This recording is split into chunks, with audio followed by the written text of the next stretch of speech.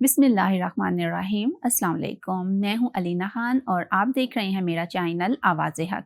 नाजरीन, कुछ लोग ऐसे होते हैं जो अपनी ज़ात से ऊपर उठकर सोचते हैं, जो दूसरों के दुख दर्द को समझते हैं और उन्हें हल करने की कोशिश करते हैं। ऐसे ही लोग हकीकी रहनुमा होते हैं और इनकलाब लेकर आते हैं। तो आज मैं आपको मिलवा रही हूँ एक ऐसी ही शख्सियत से जो ना सिर्फ पाकिस्तान बल्कि आलम इस्लाम की एक जानी मानी शख्सियत हैं। आप पेशे के एतबार से वकील हैं, लेकिन इसके साथ साथ माहिर तालीम हैं, 16 किताबों के मुसन्निफ़ हैं, मजहबी रहनुमा हैं, PhD इस्लामियात हैं, साबका रुकन कौमी असम्बली हैं और नायब अमीर जमात इस्लामी पाकिस्तान हैं। जी, तो मैं बात कर रही हूँ डॉक्टर फरीद अहमद पराचा की। हाल ही में आपकी किताब शाया हुई है, उम्र रवां। ये किताब आपकी ज़िंदगी के हालात पर एक बेहतरीन किताब है, तो आपको इस किताब को अपनी लाइब्रेरी में ज़रूर रखें। ये यकीनन आपकी लाइब्रेरी में एक खूबसूरत इजाफा होगी। तो आइए गुफ्तगू का आगाज़ शुरू करते हैं डॉक्टर फरीद अहमद पराचा के साथ। सर, मेरा पहला सवाल आपसे ये है कि आप नायब अमीर जमात इस्लामी हैं, इसके साथ साथ आप डायरेक्टर उलमा अकेडमी हैं, तो सियासी मसरूफियत के साथ लिखने के लिए वक्त कैसे निकालते हैं? अच्छा, बिस्मिल्लाहिर्रहमानिर्रहीम जी। बहुत सारी चीज़ें ऐसी होती हैं जो अल्लाह की इनायत के साथ होती हैं। इंसान के पास तो वही 24 घंटे हैं जो सबके पास हैं, लेकिन अल्लाह ताला वक्त में बरकत दे देता है, सलाहियतों में बरकत दे देता है। और उसके साथ ये है कि जी जैसे वक्त आपके कंट्रोल में आ जाता है। कई चीज़ें ऐसी हैं कि जो आम लोग नहीं कर पाते। मसलन मैं गाड़ी में बैठ के लिख भी सकता हूँ, पढ़ भी सकता हूँ, और वो एक वक्त होता है कि शहर के अंदर 4, 5, 6 घंटे हमें गाड़ी में ही फिरना पड़ता है, तो वो ज़ाया नहीं होता। तो इस तरह से करके कुछ चीज़ें मैंने की हैं। फजर की नमाज के बाद कुछ वक्त बैठ के, तो वो एक वक्त होता है कि जिसमें ज़रा मसरूफियात आपके अपने कंट्रोल में होती हैं। तो मतलब अल्लाह का ही शुक्र है, असल तो यही कहा जा सकता है। आप मौलाना मौदूदी के हमसाए रहे, तो उनकी शख्सियत को कैसा पाया? मौलाना मौदूदी रहमतुल्लाह अलैह के साथ तो ताल्लुक़ एक तरह से घरेलू से था कि वालिद साहब भी जमात इस्लामी में। फिर उसके बाद यह है कि तीसरी जमात में मैं जब था तो पहली दफ़ा मौलाना को देखा भी और उनसे मुलाकात भी हुई है।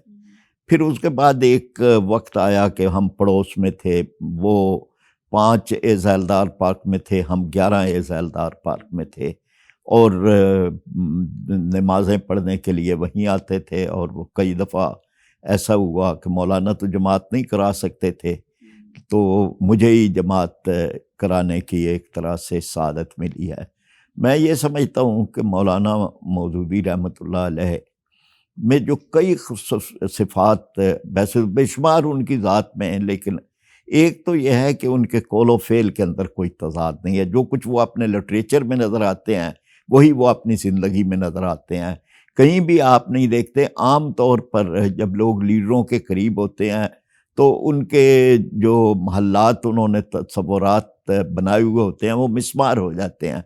लेकिन मौलाना मौदूदी रहमतुल्लाह अलैह के करीब आप होंगे तो आप के दिल के अंदर उनकी अज़मत का नक्श और ज़्यादा गहरा हो जाएगा। और ये यानी मौलाना मौदूदी हर रोज़ बैठते थे, यानी एक उनकी असली मजालस थी। तो अब ये हर रोज़ बैठना, लोगों से बात करना, उनकी बात सुनना, तहम्मुल के साथ उनको जवाब देना, फिर एक ऐसी खुशगवार सी महफ़िल तो ये भी थी। तो उनके जो करीब रह कर देखा है कि मौलाना की ज़ात में शफ़क़त ही शफ़क़त, मोहब्बत ही मोहब्बत है, और दूसरों के लिए एक एहतराम, इज़्ज़त है। तो बहुत सारे एक पैसे, मसलन तालब एक उनके मुलाज़म थे। मैंने हमेशा देखा है कि उन्होंने उनको पूरे नाम से बुलाया, तालब हुसैन। यानी ये नहीं है कि जी तालब इधर आओ, बल्कि तालब हुसैन इधर आओ। तो ये मौलाना की ज़ात का वो पहलू है। मसलन वो अपने मुखालफों को भी साहिब करके बुलाते थे। मसलन भुट्टो साहब, कौसर न्याज़ी साहब, हालांकि कौसर न्याज़ी साहब से उनको एक दिली दुख भी पहुंचा हुआ था।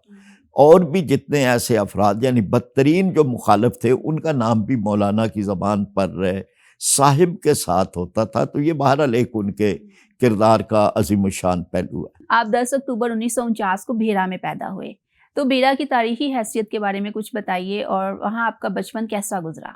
अच्छा, ये तो एक ज़्यादा बड़ी बात बन जाएगी कि इंसान बयान करता है। ایک تو میری جو کتابی یعنی تحریر میں ہے وہ 10 اکتوبر نومبر 1949 ہے، لیکن اصل اپریل 1950 ہے۔ وہ داخل کرانے گئے تو کچھ ابھی ہو نہیں رہا تھا، تو جو داخل کرانے گئے اس نے کہا جی اور اس کو آپ بڑھا لیں۔ اچھا، یہ بہت اچھا ایک موقع تھا۔ پیرا ایک تاریخی قصبہ ہے، اسکول وہاں پر بڑے مشہور اسکول اس لحاظ سے تھے کہ شروع میں پہلے پورے اس علاقے میں کوئی ہائی اسکول نہیں تھا، پیرا ہی تھا، اور بڑی بڑی تاریخی شخصیات وہاں سے پڑھی ہیں۔ تو میں نے تو پرائمری تک پیرا میں پڑھا ہے، پھر میں سرگودا آ گیا تھا۔ تو اس میں یہ تھا کہ ایک جو قصباتی کلچر ہوتا ہے وہ قصباتی کلچر وہاں موجود تھا، لیکن مجھے شروع سے ہی کتابوں کے ساتھ پڑھنے کے ساتھ یہ ایک دلچسپی پیدا ہو گئی۔ تو یہ جو اخبار ذمہ دار اخبار بڑا معروف ہے، مولانا ظفر علی خان، تسنیم اخبار، ملک نصر اللہ خان عزیز، یہ ہمارے گھر میں آتے تھے۔ تو ایک تو اخبار کا مطالعہ کرنے کی شروع سے ہی عادت پڑ گئی، پھر شروع سے ہی یعنی کتابیں، جو کتابیں نور رسالہ، الحسنات رسالہ، یہ اس طرح کے رامپور یو پی سے انڈیا سے آتے تھے، تو والد صاحب نے یہ لگوائے ہوئے تھے۔ تو مطلب یہ ہے نا کہ جی وہاں پہ رہ کر کتابوں کے ساتھ ایک تعلق پیدا ہوا۔ پھر اس کا ایک جو لینڈسکیپ ہے وہ بڑا خوبصورت ہے کہ دریائے جہلم وہاں سے گزرتا ہے، پیچھے کوہستان نمک اور کھیوڑا کی پہاڑیاں وہ ہیں، اور ادھر شہر ہے جو پورا گولائی میں ہے، جو کبھی فصیل تھا، اور دروازے ہیں تو جیسے لاہور پرانا لاہور ہے، اسی طرح پیرا جو ہے وہ بھی خود ایک پوری ایک تہذیب تھی۔ تو بہرحال وہاں رہ کر اور والد صاحب، اساتذہ اکرام، پھر ایک ہمارے استاد جو ٹیوٹر کے طور پر کوئی 3 مہینے رہے، پروفیسر رانا عبدالحی صاحب معروف تھے، ان سے کلام اقبال کا شوق پیدا ہوا۔ تو یہ بہرحال بہت اہم وہاں کا رہنا ہے۔ آپ نے اپنی کتاب میں لکھا ہے کہ آپ کی والدہ نفس مطمئنہ تھی، تو آج کل کی مائیں کس طرح نفس مطمئنہ بن سکتی ہیں؟ لیکن ماں تو خیر جب بھی ہوگی اس کی کچھ کریکٹرز تو ایسے ہوں گے کہ جو اللہ تعالیٰ نے اس میں پیدا کیے ہیں، اپنے بچوں کے ساتھ ایک محبت، شفقت، احترام، بہت ساری چیزیں ہوتی ہیں، گھر کو سنبھالنا، یہ ساری۔ لیکن وہ مائیں جو تھیں نا جی، وہ صبر و استقامت کا نمونہ تھیں۔ وہ ریپلیس اب جو ہے نا وہ ایک پورا انسٹیٹیوشن تھا، اب اس کی جگہ جو ہے وہ سوشل میڈیا نے لے لی، اس کی جگہ ٹی وی نے لے لی۔ وہ جو تربیت ماں کرتی تھی، جو اس کی آغوش میں ہوتی تھی، وہ نہیں ہے۔ تو وہ مائیں بڑا خود ایک ہمارے معاشرے کا ایک بہت اہم ستون تھے۔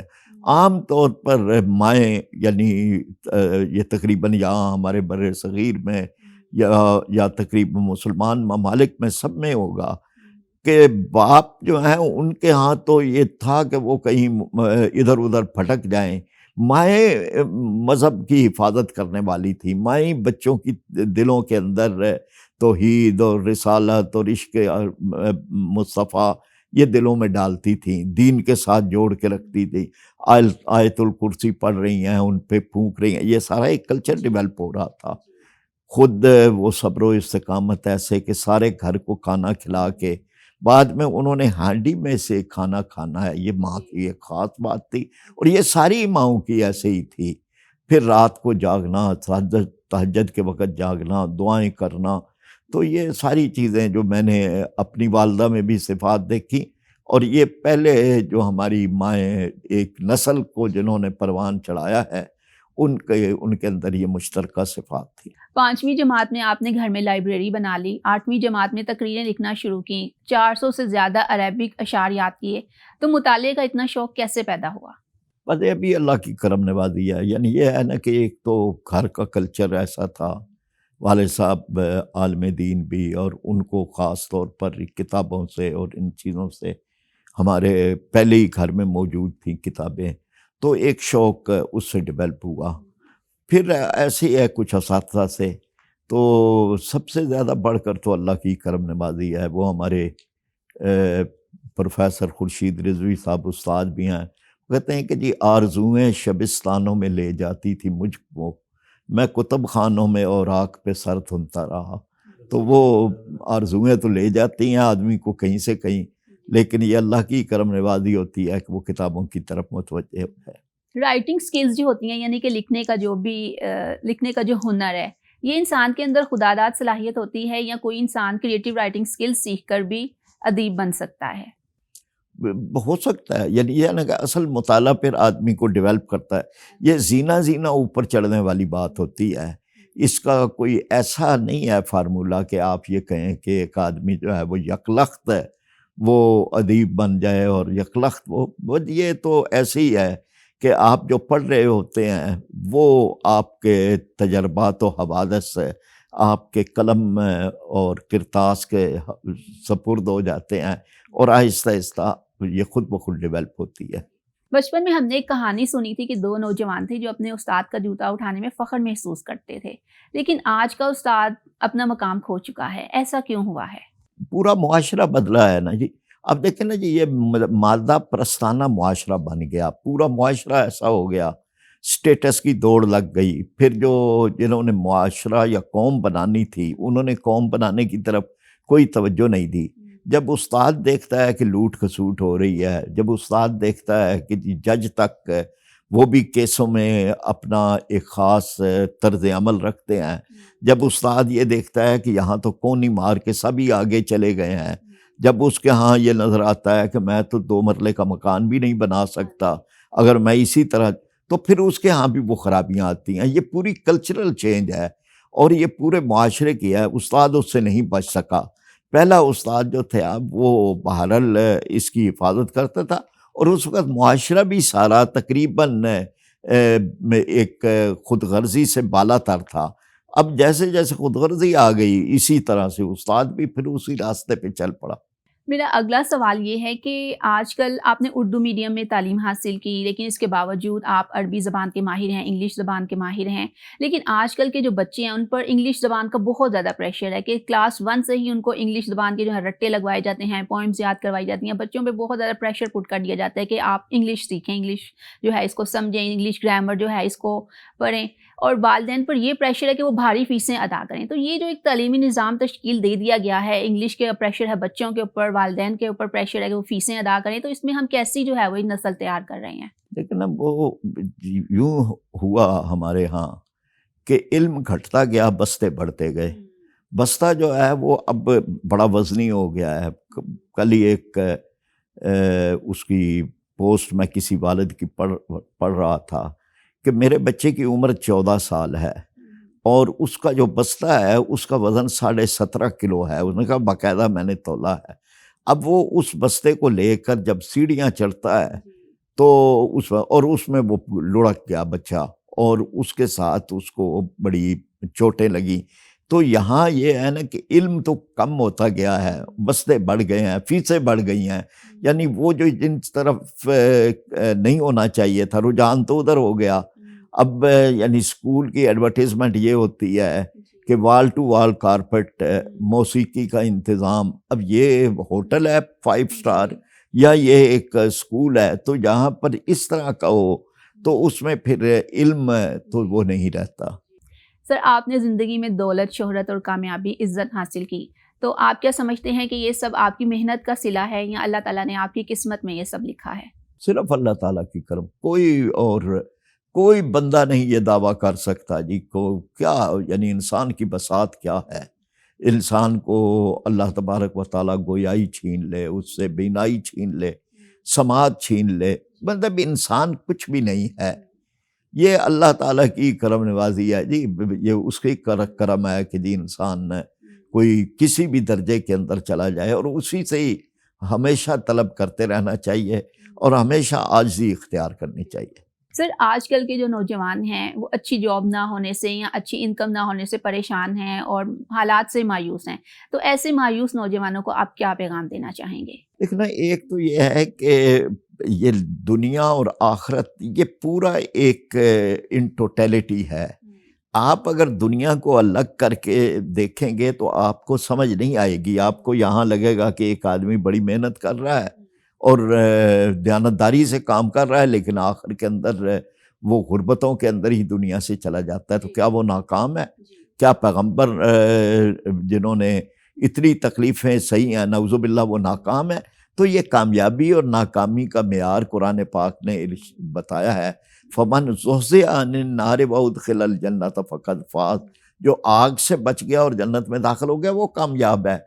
تو نوجوانوں کو یہ بات سمجھنی چاہیے کہ لائف وہ نہیں ہے، اتنی نہیں ہے جتنی آپ سمجھتے ہیں۔ یہ تو جیسے نبی کریم صلی اللہ علیہ وسلم نے خود ایک مثال دی کہ ایک آدمی سمندر کے کنارے ہو اور اس میں سمندر میں اپنی انگلی ڈبوئے اور نکال لے، تو جتنا پانی اس کی انگلی کے اوپر لگے گا ظاہر ہے قطرہ بھی نہیں ہوگا، وہ دنیا ہے، اور جو آگے سمندر جس کا کنارہ بھی نہیں نظر آ رہا وہ آخرت ہے۔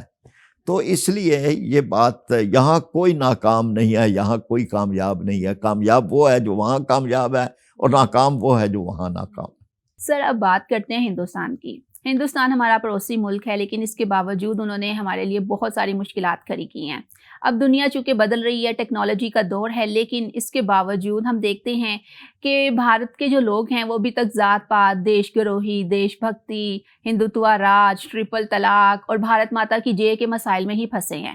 پاکستان دنیا کے ساتھ قدم سے قدم ملا کر چل رہا ہے، لیکن بھارتی عوام ہے اور جو بھارتی حکمران ہیں وہ صرف اپنے ہی انہی مسائل میں اور ان کے جو خود ساختہ عقائد ہیں ان سے باہر نہیں نکل رہے۔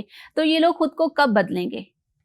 لیکن نا جی، ایک بہت بڑا تضاد ہے انڈیا میں کہ ایک طرف انہوں نے کہا ہے کہ ہمارا ملک سیکولر ہے۔ سیکولر کا مطلب یہ ہے کہ ریاست کا کوئی مذہب نہیں ہے، لیکن وہاں تو سارا کا سارا ہندو مت ہے، ہندو توا ہے، وہاں تو مسلمان ہونا ایک جرم ہے، اور صرف مسلمان ہونا نہیں، یعنی آپ دیکھ لیں کہ جتنے بھی مذاہب ہیں ان کی جو مقدس ترین مقامات ہیں اس پہ ہندوؤں نے حملہ کیا، بابری مسجد پہ حملہ کیا، سکھوں کے گردوارہ پہ حملہ کیا، فوج داخل ہوئی، اور اسی طرح 200 سے زیادہ چرچ جو ہیں وہ جلائے گئے۔ تو وہاں ایک عجیب و غریب کلچر ہے، وہ اس میں کوئی انسانیت نام کی کوئی چیز ہی نہیں ہے، وہاں تو ایک حیوانیت ہے۔ یعنی یہ حیوانیت سے اس سے کم کیا ہوگی کہ آپ گائے کو ماں کہہ رہے ہیں اور لوگوں کی ماں کو آپ ذبح کر رہے ہیں۔ آپ اپنی ماں کا آپ یہ بھی نہیں برداشت کرتے کہ کوئی اس کو ڈنڈا مارے، اور دوسری طرف آپ صرف اس نام کے اوپر ہجوم کر کے تو لوگوں کو زندہ جلا دیتے ہیں کہ اس نے گائے کو یہ توہین کی ہے، اور خود دنیا میں سب سے بڑا بیف کا ایکسپورٹر بھارت ہے۔ سب ایکڑوں کے اندر پھیلے ہوئے مذبح خانے جو ہیں، سلاٹر ہاؤس، وہ ہندوؤں کے ہیں، اور بڑے بڑے جو ہیں کروڑوں اربوں ڈالر دنیا سے کما رہے ہیں اپنی ماں کو ذبح کر کے، اور یہاں پر مسلمانوں کے خلاف ہندو، یعنی اس سے بڑی جہالت کیا ہے کہ آپ پانی پیشاب پی رہے ہیں گائے کا، آپ گوبر کھا رہے ہیں، اور مطلب وہ اس طرح کھا رہے ہیں جیسے حلوہ ہو، یعنی اندازہ لگائیں کہ اس سے بڑی جہالت کیا ہے۔ دنیا کا پوتر پانی، یعنی وہ کہتے ہیں جی یہ ہمارا سب سے پاک پانی ہے، مسلمانوں کو تو سب سے پاک پانی زمزم ہے، اور جس میں پوری دنیا کی لیبارٹریاں یہ کہہ چکی ہیں کہ دنیا کا سب سے شفاف اور بہترین اور صحت بخش پانی جو ہے وہ زمزم ہے۔ اور ہندوؤں کا پوتر پانی کیا ہے؟ گنگا جل۔ گنگا جل کیا ہے کہ گنگا دریا کے اندر جہاں انسان بھی نہا رہے ہیں، جہاں ہڈیاں مردوں کی بھی پھینکی جاتی ہیں، وہاں کا پانی جو ہے وہ گنگا جل ہے، اسی کے اندر اشنان بھی ہو رہے ہیں، اسی پانی کو لے جا کے پی بھی رہے ہیں۔ تو یہ دنیا کا گندا ترین مذہب ہے، اور مذہب تو ہے ہی نہیں، یعنی یہ تو ایک ایسی قبائلی سسٹم ہے جو ایک چل رہا ہے۔ تو ناظرین، یہ تھی میری آج کی ویڈیو۔ آپ کو میری ویڈیو کیسی لگی؟ پلیز میری ویڈیو کو لائک ضرور کیجیے گا اور میرے چینل کو سبسکرائب ضرور کیجیے گا۔ تو ملتے ہیں پھر اگلی ویڈیو میں، تب تک کے لیے اللہ حافظ۔ پاکستان زندہ باد۔